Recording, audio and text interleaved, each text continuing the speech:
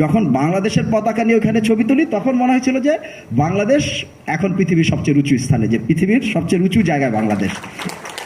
রাত 9টায় 20 মে শুরু করি, পরের দিন 21 মে সকাল, নেপাল সময় সকাল 7টা এবং চীন সময় সকাল 9টায় গিয়ে আমি সেই চূড়ার শীর্ষে পৌঁছি। যখন চূড়ার শীর্ষে পৌঁছে যাই এবং আমি তো আনন্দে কেঁদে ফেলি আমার শেরপার গলা জড়িয়ে ধরে, এবং আমি উপরে আধা ঘন্টা ছিলাম। প্রথম 10 মিনিট আমি অক্সিজেন মাস্ক পরেছিলাম, তারপর আমি অক্সিজেন মাস্ক খুলে ফেলি। এবং আমি যখন আমার আবেগকে কন্ট্রোল করে ওইখানে আমি উঠে দাঁড়ালাম, তখন আমার মনে হয়েছিল যে আমি মনে হয় এক মুহূর্তের জন্য মনে হয়েছিল যে আমি মনে পৃথিবীর রাজা, যে পৃথিবীর সবচেয়ে উঁচু জায়গা, এটাকে বলে top of the world, 29,029 foot, যে পৃথিবীর সবচেয়ে উঁচু স্থানে আমি দাঁড়িয়ে আছি। সব কিছু আমার নিচে, সূর্য অস্ত দেখছি, যে আমি নিচের দিগন্ত রেখা, আমার পায়ের নিচ থেকে সূর্য উঠছে, মানে, এবং আমি যতদূর চোখ যায় আমার মনে হচ্ছিল যে আমি মানে পৃথিবীর অর্ধেকটা দেখতে পাচ্ছি। এবং এক মুহূর্তের জন্য আমার মনে হয়েছিল সেই টাইটানিকের হিরোর মতো, যে I am the king of the world. আমার জীবনের প্রথম এভারেস্ট অভিযানও কিন্তু ব্যর্থ হয়েছিল। আমি যদিও 2বার এভারেস্ট আরোহণ করি, কিন্তু আমি এভারেস্টে কিন্তু 3বার অ্যাটেম্প্ট নেই, 2010, 11, 12। 10-এ আমি তিব্বত দিকে যাই, ওইবার আমি 23,000 ফুট থেকে ব্যাক করি, আবহাওয়া খারাপ ছিল এবং আমার শেরপা যে ছিল তার একটু ভুল ডিসিশন ছিল, কিন্তু আমার জীবন কি ওইখানে শেষ হয়ে গিয়েছিল। আমি প্রথমবার 10-এ যখন ফেরত আসি তখন কিন্তু আমি দেখেছি যে যেই অভিযানে যেতে আমার বাবা মা বা আমার ভাই বোনরা তারা চিন্তায় থাকতো, আমার মা যখন যেখানে অনেক বেশি টেনশনে থাকতো, 2010-এ যখন ফেরত আসি দেখি তারা কাঁদছে, সেই আমি যখন ফেরত আসি। কিন্তু আমি জানি পর্বতে এই ঘটনা ঘটতে পারে, কিন্তু আমি এসে কি করেছি, আমি আবার নতুন উদ্যমে আমি আরও বেশি নিজেকে শারীরিকভাবে তৈরি করেছি, ফিজিক্যালি এবং মেন্টালি। তারপর কিন্তু আবার আমি গিয়েছি এবং 2বার গিয়েছি, একবার না। আমি সাধারণত আমি বলি না আমরা, কিন্তু আমি আমার কথা বলছি এই জন্য যে আমি 2011 সালে আবার যাই, তিব্বত দিয়ে উঠি, আবার 2012 সালে আমি এবং নিশাত মজুমদার আবার নেপাল দিয়ে যাই। আমি কখনো চিন্তাই করিনি ছোটবেলায় যে আমি বাংলাদেশের কোনো পাহাড়ে যাব, আর হিমালয় এভারেস্ট তাও আবার 2বার, সেটা তো ছিল স্বপ্নের বাইরে। আমি শুধু আমার জীবন থেকে একটা জিনিস শিখেছি, আমি আপনাদেরকে সেটা বলতে চাই। আগে আমি একটা ছবি দেখিয়ে নিই আপনাদেরকে। আমাদের যখন সেই অভিযানে যে আমরা কিন্তু পর্বতারোহণ কিন্তু এরকম একটা ব্যাপার না যে আপনি একবারই এভারেস্টে চলে যাবেন, এটা আপনাদের শিক্ষা জীবনের মতো। প্রথমে আমরা যেমন প্রাইমারি পাস করে হাই স্কুলে যাই, হাই স্কুলের পরে কলেজ, তারপর ইউনিভার্সিটি, এরকম আমরা প্রথমে আমাদের পাহাড়গুলোতে যাই, আমাদের যদি মাটির পাহাড়। তারপরে আমি ট্রেনিং করি ভারত থেকে পর্বতারোহণের, কারণ আমি পর্বতারোহণের যে দড়িতে কীভাবে পড়তে ওই ট্রেনিংগুলো আমি জানি না, সেখানে ট্রেনিংগুলো করি, 2টা ট্রেনিং করি। তারপরে আমরা সেই ট্রেনিংয়ের সময় আমাদের সেই বরফের ট্রেনিং সেগুলো করি। তারপরে আমি 2010-এ যখন প্রথমবার সেই তিব্বত দিয়ে যাই, যেটাকে উত্তর দিক বলে, হিমালয় এভারেস্ট হলো নেপাল এবং তিব্বতের সীমান্তে। আমরা নেপালে যাই, নেপাল থেকে আমরা তিব্বতে প্রবেশ করি। আপনারা জানেন তিব্বত চায়নার একটা অংশ। সে একেবারে পর্বত হলো এরকম একটা জিনিস, হিমালয় বা পর্বত, আপনার হিমালয় হলো একটা রেঞ্জ, পর্বতমালা। পর্বত কেমন থাকে, পাহাড় কেমন থাকবে দেখবেন, উঁচা নিচা, এরকম উঁচা নিচা, তাই না? এরকম সমান্তরাল কিন্তু থাকে না, উঁচুতে উঠতে হয়, নিচে নামতে হয়। পর্বতের সাথে আমাদের জীবনের কিন্তু অনেক মিল, কারণ আমরা এরকম উঁচুতে উঠি, নামতে হয়। যদি এটা একটা সমান্তরাল থাকে, ধরেন একজন মুমূর্ষ রুগীকে যখন আমরা নিয়ে যাই ইমার্জেন্সিতে, তখন আমরা তার আত্মীয় স্বজনরা দেখি যে মনিটরে, যে ওই যে মনিটরের দাগটা কেমন, দাগটা কিন্তু শুধু আপ ডাউন করে। আপ ডাউন মানে কি, আপনি জীবিত আছেন। আর যখন একটা সমান্তরাল প্যারালাল হয়ে যায় তখন কিন্তু মানে কি, শেষ। তো আমাদের জীবন কিন্তু পর্বতের মতো, আমাদের তো উঠতে হয়, নামতে হয়, আমাদের উঠা থাকবে, আমরা ব্যর্থ হব, আবার সফল হব, আবার ব্যর্থ হব। আমি জীবনে এই পর্যন্ত 26টা অভিযান করেছি, 26টাই কিন্তু সফল হয়নি। আমি 12টা আলাদা আলাদা পর্বতে 14বার আরোহণ করেছি, কিন্তু আমার 12টা অভিযান ব্যর্থ হয়েছে, 14বার সফল হয়েছে। আমরা সেই বেস ক্যাম্পে, তিব্বতে বেস ক্যাম্পে চলে যাই 17,000 ফিট উঁচুতে, এবং সেখানে আমরা যে তাঁবুগুলোতে থাকি, কিভাবে থাকি, এটা একটা কঠিন ব্যাপার। পর্বতারোহণ হলো সবচেয়ে ঝুঁকিপূর্ণ একটা খেলা, পৃথিবীর সবচাইতে এক্সট্রিম স্পোর্ট, সবচাইতে ঝুঁকিপূর্ণ। প্রতি বছর অনেক মানুষ মারা যায় পর্বতারোহণ করতে। আপনারা এই ছবিটা দেখেন, একজন হাঙ্গেরির পর্বতারোহী, ওনার নাম জোতিরোস। ওনার সাথে আমার কাঞ্চনজঙ্ঘা অভিযানে দেখা হয়, পৃথিবীর 3য় উচ্চতম পর্বতশৃঙ্গ। আপনারা দেখেন যে ওনার ডান পা কৃত্রিম, আপনারা কি দেখতে পাচ্ছেন? আপনারা জোরে, যারা শিক্ষার্থী আপনারা জোরে আওয়াজ করেন, আপনারা কি দেখতে পাচ্ছেন? ওনার ডান পা কৃত্রিম, উনি এই ডান পা আর্টিফিশিয়াল। উনি 2010 সালে পোল্যান্ড এবং স্লোভাকিয়ার বর্ডারে তাত্রা মাউন্টেন রেঞ্জে অভিযান করতে গিয়ে অ্যাভালাঞ্জে পড়ে, তুষার ধসের কবলে পড়ে ওনার ডান পা অ্যাভালাঞ্চে পড়ে ডান পা কাটা পড়ে উনি আহত হন এবং ডান পা হাঁটুর নিচ থেকে কেটে ফেলতে হয় এবং কৃত্রিম পা লাগিয়ে উনি এভারেস্ট সহ পৃথিবীতে এভারেস্টের সমমানের মানে 8,000 মিটারের 14টা পর্বত আছে, সেই 14টার 10টা আরোহণ করেছেন উনি এই কৃত্রিম পা লাগিয়ে। জোত ইরোস ওনার নাম, উনি হাঙ্গেরির প্রথম এভারেস্ট বিজয়ী এবং খুবই অনুপ্রেরণাদায়ক একজন পর্বতারোহী। আপনি এই ছবিটা দেখেন, একজন ভদ্রলোক ওনার নাম কিং হং বিন, ওনার সাথে আমার কাঞ্চনজঙ্ঘা অভিযানে দেখা হয়। দক্ষিণ কোরিয়ার মানে অনেক বিখ্যাত একজন পর্বতারোহী, ওনার 2 হাতের 10 আঙ্গুল নাই, এটাকে ফ্রস্ট বাইট বলে, ফ্রস্ট বাইটে কাটা পড়েছে। আপনারা দেখতে পাচ্ছেন 2 হাতের 10 আঙ্গুল নাই। উনি এই 10 আঙ্গুল ছাড়া, যেখানে আমাদের হাত দিয়ে দড়ি দিয়ে উঠতে হয় বিভিন্ন যন্ত্রপাতি ব্যবহার করে, উনি এই 2 হাতের 10 আঙ্গুল ছাড়া পৃথিবীর 14টা 8,000 মিটার, যে 14টা সবচেয়ে উঁচু পর্বত, 8,000 মিটার মানে 26,250 ফুট, সেই 14টা 8,000 মিটারের পর্বত উনি আরোহণ করেছে এই 2 হাত ছাড়া। কিং হং বিন, আপনারা দেখেন যে একজন এই যে ছবিটা আপনারা দেখলেন, কিম হং বিন এবং জোত ইরোস, একটা মানুষের কি ধরনের মানসিক শক্তি থাকতে পারে যে এরকম একটা কঠিন কাজ উনি হাত ছাড়া পা ছাড়া করতে পারে। এই পর্বতারোহণে আমরা যেমন এখানে এখন আমাদের তো শীতের সময় কখনো এই শূন্যই হয় না আমাদের বাংলাদেশে, তাই না? আমি সর্বনিম্ন তাপমাত্রা ফেস করি -40, হিমাঙ্কের নিচে 40 ডিগ্রি, ওই মাইনাস টেম্পারেচারে এবং স্বল্প অক্সিজেন, ওখানে অক্সিজেনের অনেক কমে যায় উচ্চতায়, কী ধরনের নানা রকম সমস্যা তৈরি হয় শরীরের ভিতরে। কিন্তু মানুষ কিন্তু এই হাত কাটা যাচ্ছে, পা কাটা যাচ্ছে, স্নো ব্লাইন্ড, ফ্রস্ট বাইট, অনেক রকম সমস্যা হয়, সেরিব্রাল ইডিমা, পালমোনারি ইডিমা, তারপরে মানুষ কিন্তু এই কঠিন কাজটা করে। কি ধরনের মানসিক শক্তি থাকে।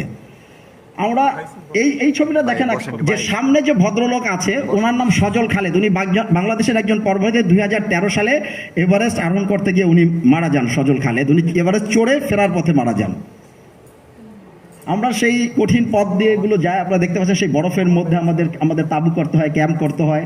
আমরা সেই আমাদের অ্যাডভান্স বেস ক্যাম্প 21,000 ফিট উচ্চতায় তিব্বত দিকে, এবং এইখানে ছিল আমাদের, এবং ওইখানে যে এত ঠান্ডা, একটা আমরা যখন ডিম ভাজার জন্য এসে ডিমগুলো সব মনে হয় আইসক্রিমের মতো হয়ে থাকে, সেই ডিমগুলো আমরা চূড়ার উদ্দেশ্যে যখন যাচ্ছিলাম, সেই চূড়ান্ত আরোহণ করার জন্য আমি ক্যাম্প অ্যাডভান্স বেস ক্যাম্প থেকে ক্যাম্প 1-এর পথে আমরা আমাদের শেরপা সহ আমাদের দলের, এবং সেই চূড়ার দিকে সবাই যখন সেই বরফের মধ্যে আপনারা দেখেন লম্বা লাইন লেগে যায়, সেই কঠিন পথগুলোতে আমাদের এইভাবে যেতে হয়, এবং অনেকগুলো হিমবাহে যে ফাটল থাকে সেই ফাটলগুলোকে আমাদের পার হতে হয়। এবং ক্যাম্প 1 যেটা 23,000 ফুট উঁচুতে, 7,045 মিটার ক্যাম্প, এখান থেকে আমরা বোতলজাত অক্সিজেন ব্যবহার শুরু করি।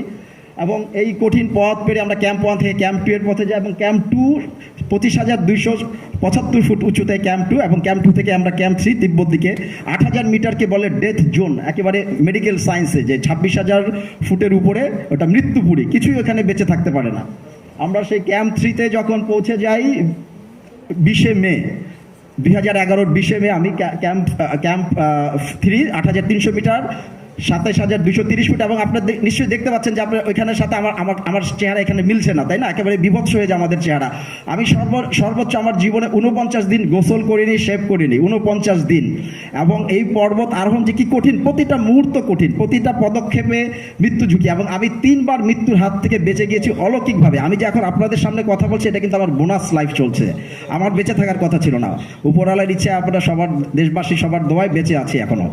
এবং সেই কঠিন বাধা, ফার্স্ট স্টেপ তিব্বত দিকে, ফার্স্ট স্টেপ একটা কঠিন জায়গা। এই রাতের বেলা যখন এই জায়গাগুলো পার হই, হেড টর্চের আলোতে আমি একটা মৃতদেহ পড়ে আছে ওইখানে। আমি মোট 60টা মৃতদেহ দেখি ওইখানে পড়ে আছে বিভিন্ন জায়গায়, এগুলো কিছুই পচে না, বছরের পর বছর এরকম অবিকৃত থাকে। এবং সেকেন্ড স্টেপ নামে আর একটা কঠিন বাধা। তারপর আমি থার্ড স্টেপের কাছে চলে যাই, ভোর সকাল তখন 5টা বাজে, একেবারে সূর্য তখন আলো ওঠেনি। হঠাৎ আমার একটু চোখে ঝাপসা দেখতে লাগলাম, একটু বাতাস বইতে লাগলো, আমি চোখে ঝাপসা দেখছি। তখন আমরা 7 জন ছিলাম একটা দলে। তো আমার সাথে যে শেরপা ছিল, যে প্রধান গাইড, ও বললো যে তুমি তো চোখে ঝাপসা দেখছো, তুমি কি নিচে নেমে যাবা? তখন আমি বললাম যে না, আমি উপরেই যাবো, যে তুমি আমার সাথে সাথে থাকো। আমি একটু স্লো হয়ে গেলাম আমাদের দলের সাথে, বাকি 4 জন একটু এগিয়ে গেল, আমি একটু স্লো আস্তে এগোতে লাগলাম। কারণ ওইখানে তো রাস্তাঘাট এরকম না যে একেবারে চওড়া রাস্তা, একদম সরু রিজ ধরে সেই গিরি পথ ধরে ধরে যেতে হয় বরফের মধ্যে, সেই দড়ি বেয়ে বেয়ে বিভিন্ন যন্ত্রপাতি। তো ওই চোখে ঝাপসা দেখছি, একটু স্লো হয়ে গেলাম। হঠাৎ এই থার্ড স্টেপের মতো এরকম একটা জায়গায় এসে আমার কানে আসলো হেল ফেল বলে একটা মানুষের চিৎকার। একটা হেল ফেল বলে কে চিৎকার করছে, সেই এমনি আমি চোখে ঝাপটা দেখছি। তখন আমি আসলে একটু ভয় পেয়ে গেলাম, এবং যখন থার্ড স্টেপের এই জায়গাটা বসলাম, দেখলাম যে আমার চোখের সামনে এর আগে আমি 60টা অলরেডি মৃতদেহ দেখে আসছি যে বিভিন্ন জায়গায় পড়ে আছে। যখন থার্ড স্টেপে বসলাম তখন দেখলাম আমার চোখের সামনে একজন আয়ারল্যান্ডের পর্বতারোহী, উনি মারা যান। আপনারা দেখতে পাচ্ছেন যে একটা ডেড বডি পড়ে আছে এখানে, দেখতে পাচ্ছেন কি দেখা যাচ্ছে? একজন মানুষের মৃতদেহ, লাল পোশাক পরাটা, আমি উপরে একজন মানুষ মারা ওই যে পড়ে আছে, আমি তার পাশ দিয়েই আমাকে যেতে হয় উপরে। আমি এটা নামার সময় রাতের বেলায় এই পথটা যাই, সকালে যখন আমি নেমে আসি তখন আমার শেরপাই ছবিটা তুলে।